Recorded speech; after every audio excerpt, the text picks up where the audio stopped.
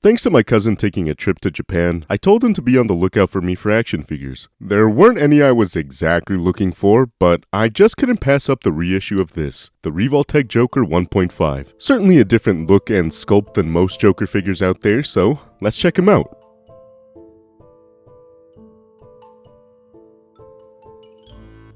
So starting with the front of the box, we've got titles, a picture of the figure, and name of the figure. On this side, we've got some bust shots showcasing the figure in some poses. Moving on to the back, don't mind the damage. This thing had to survive being crammed with multiple luggage. Anyways, we've got lots of pictures showcasing the figure even more, as well as a picture of all the accessories. On this side, another picture and more titles. Here we have the top, and mumbo jumbo on the bottom. But blah blah blah, forget this janky ass box. Who cares about it? We want to see the glorious clown prince of crime that's inside. So let's take him out and have a laugh while we check out his accessories, articulation, and size comparison.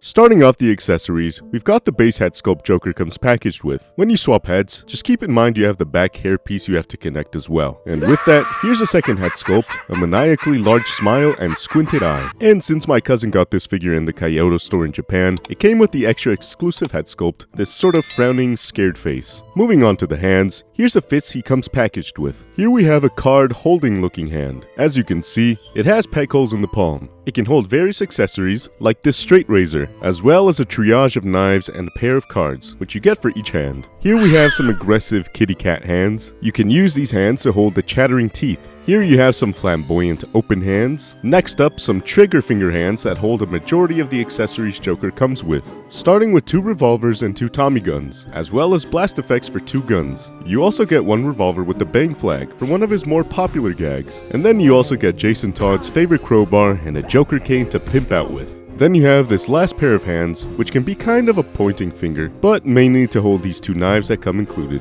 Then of course you get these 2 awesome onomatopoeia effects to show Joker laughing. Also for each of the head sculpts, keep in mind that they all have movable eyes. Just use the tool that comes included and move them around to your liking. Then you also get a Revoltech stand, as well as a special piece to hold the onomatopoeias and an extra peg to connect it to Joker's back.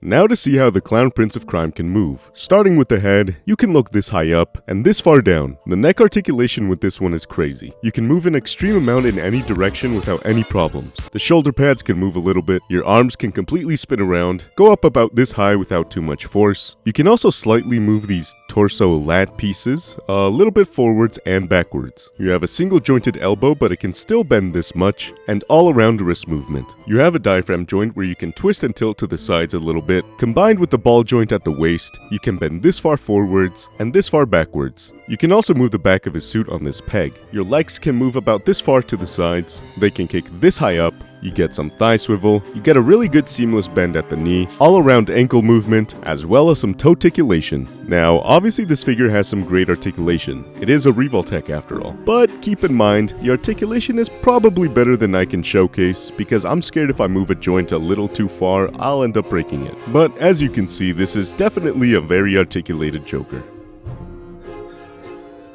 Now to see how the Clown Prince sizes up next to other lines. So here we have him next to the Mafex Nightfall Bane and Hush Batman. Here's the amazing Yamaguchi Winter Soldier and SHF Pain. And lastly, Mezco the Mask and Marvel Legends Hammerhead.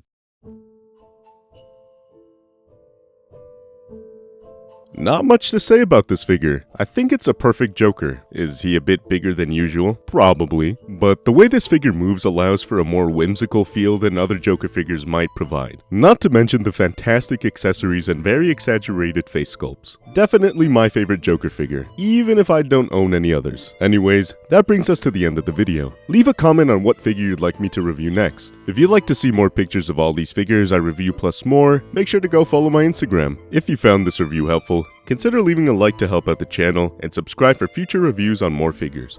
And as always, see you guys later, and have a great time collecting!